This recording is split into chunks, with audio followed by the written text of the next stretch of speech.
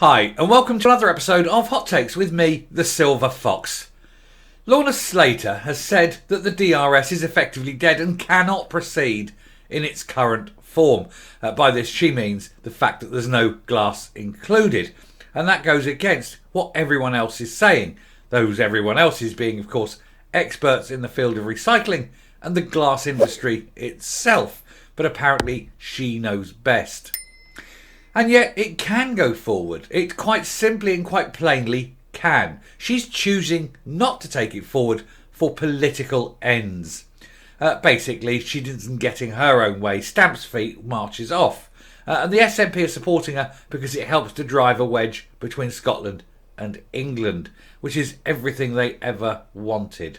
We'll take a look at this article. It's actually in the National, but you don't normally use them because of their sort of ultra pro SNP stance, but they do tend to have the facts right on this one. So we will look at this, see what's going on, and see why yet again Lorna Slater opens her mouth and is wrong. But hey, we're used to that by now.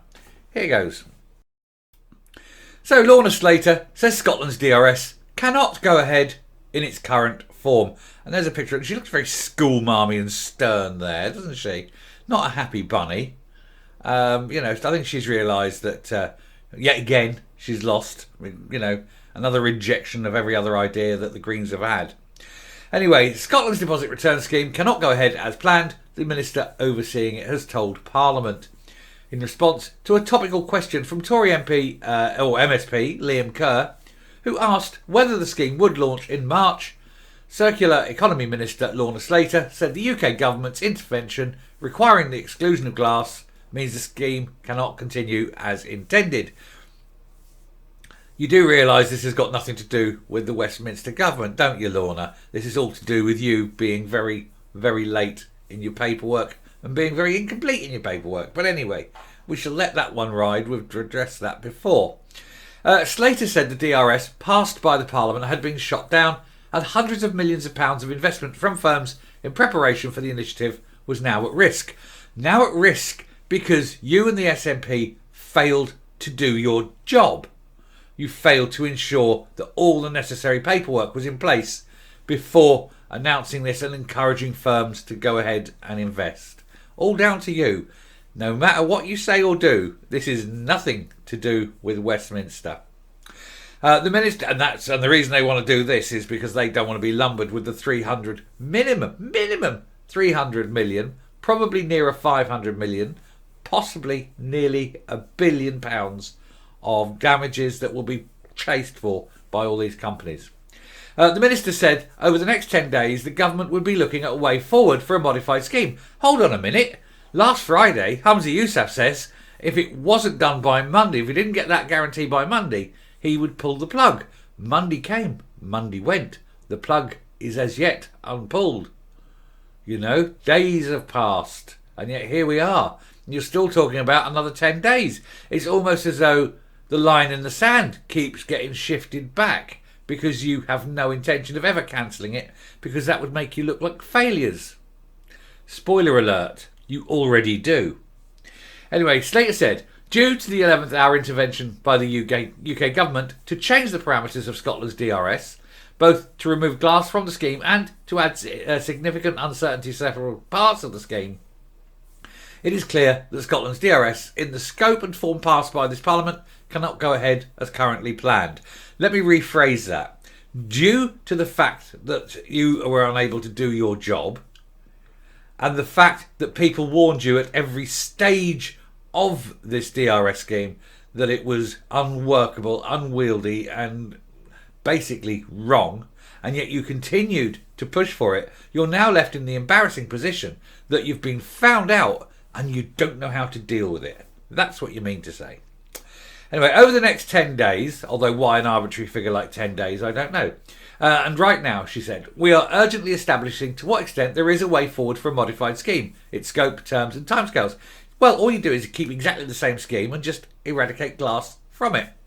Not hard. 90% of glass is currently recycled.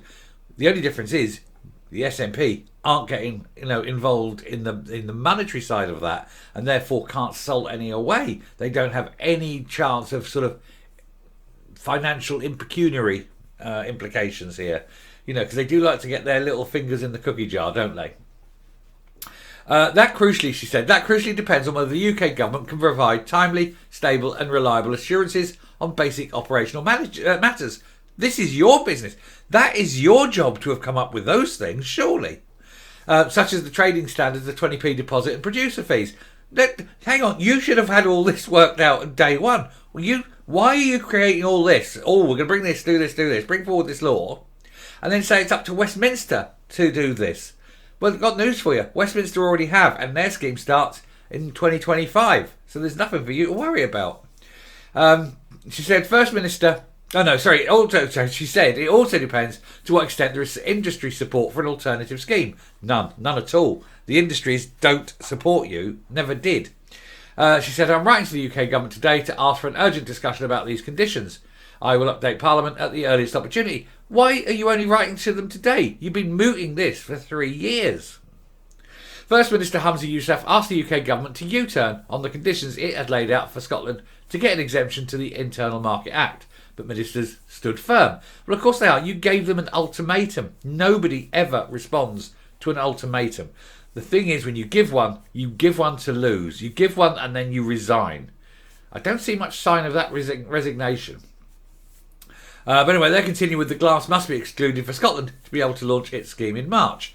Yousaf said the scheme could be scrapped in its entirety if the UK government did not back down. Here's the thing. The UK government did not back down and he hasn't scrapped it. Now, he can't scrap this because he knows the moment he scraps it, the Greens will stamp their little feet and go, and cry like little babies and run away, scared, and go, we're not playing anymore, we're taking our ball and going home. And the ball, in this case, being their majority at Holyrood. And so, he can't scrap it. He daren't scrap it. If he was a leader, if he had a spine, he'd scrap it, of course. But he doesn't. He's spineless. He's powerless. He is a man of straw. And the Greens know it, which is why, effectively, the Green Party is running Scotland. On Tuesday, Biffa, the firm contracted to deliver logistics for the DRS in Scotland, delivered a fierce warning against scrapping the scheme altogether, claiming to have already invested more than 65 million in preparation. And if it's scrapped, that's a bill that will land on the desk of Humza Yousaf, and he knows it. Asked by Tory MSP Graham Simpson if a modified DRS without glass bottles could be up and running by the current launch date of March 24. Slater told him removing these from the remit of the scheme was a substantial change, and she had to decide whether we can go ahead with an alternative scheme without glass is a very substantial decision. It's the decision of a moment. Yes, we can, or no, we can't. There's not you can put as much thought into that as you have for the rest of it. It's not hard. She said she and Yousaf would be meeting with industry representatives on Wednesday to discuss this as part of efforts to decide whether it is feasible for us to go forward. Well, of course it is. Everybody has said it's feasible. Do you know who said it's feasible? Every expert in the field of recycling. The glass industry itself. Glass industry itself actually likes the current scheme because what they want to do is have all these 20p's flying in and out, but in and out of the Scottish government. All this money flowing through the Scottish government, and that will then dissipate into other areas and be lost in the system. Ring-fenced, as they like to call it. Whereas the UK-wide one won't be going through the Scottish coffers, and that's why they are totally against it. And the other thing, of course, is that when the glass comes in on the Scottish one, they can sell it, and it belongs to the Scottish government. So when they sell it to these people who crush it up and make it into road materials and things like that, they're getting money for it. Whereas the current scheme, it's just plain recycling. It goes back, and the glass gets made back into bottles and things and remelted and things like that. It is used for other things, but a lot of it, if it's clear glass and whatever, can be remelted, and that's what happens there. And they don't like that because, again, they're not in control. They're not getting their little cut, and it means that there's an industry out there that's operating without, political oversight. And that is anathema to the SNP. Anyway, I shall round off and come up. Imagine being so stupid that you won't even listen to the experts in the field who tell you all along you need to change this, don't do that, look again at this bit, and then who are now, even at the end, saying, go ahead without glass, it's perfectly feasible. You're still going to do the benefit of taking all this and the plastic and all this out of the system. But that's not what they want. They're not in this. If anyone thinks this is all to do with the environment, then you're very, very foolish. This is all to do with control and micromanagement. It is what the Greens and the SNP do. The trouble is that A, not very good at it, and B, not very bright. And that is why every single thing, and I mean literally every single thing, without fail, that the Greens have announced has been an utter fiasco. Think of every single policy.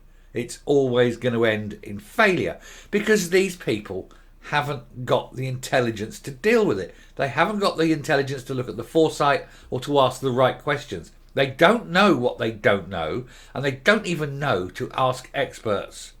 And even if they did and the experts told them that this is the way to go forward, they go, oh no, we don't like that, we'll do something else, and then choose the wrong way. Because the Greens and the SNP, without fail, every single time, always take the wrong decision. We've all seen it. Anyway, I shall stop there. Thank you very much for listening. If you like what you see and hear on the channel, please hit the subscribe button, leave a like, leave a message. And until next time, stay safe, stay well, do keep recycling. Just don't give it to the SNP and the Greens. And goodbye.